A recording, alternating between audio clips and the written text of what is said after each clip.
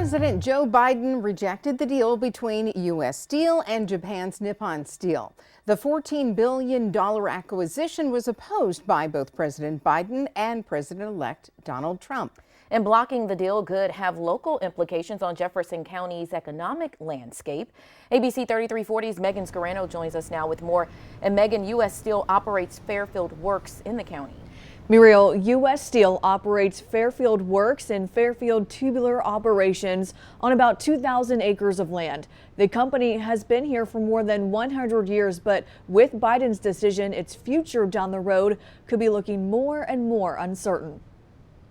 U.S. Steel is a staple of the Fairfield area. For generations, it supplied jobs in Alabama. Since I was a kid, grew up in Bessemer, and a lot of people that have lived in Bessemer worked at Fairfield. It was one of the biggest employers, I believe, during that time too. President Biden sticking to his early campaign promise of preventing the deal for Nippon to buy U.S. Steel, citing national security interests, is a cause for concern for Jefferson County.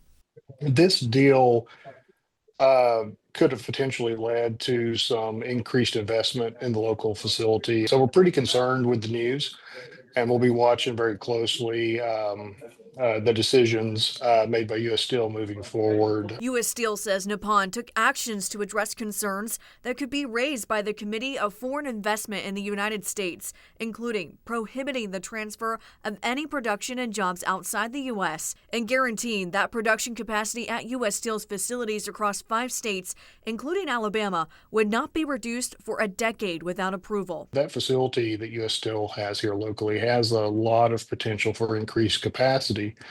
But we're going to have a steel manufacturer in that facility that is willing to make the commitments, the investment. Back in September, U.S. Steel warned without the deal, it would largely pivot away from its blast furnace facilities. U.S. Steel closed the blast furnace in Fairfield back in 2015, then installed the first electric arc furnace for the entire company in 2020. It's that upgrade that gives hope for the future of the site. But for now, Jefferson County will have to wait and see what U.S. Steel does next.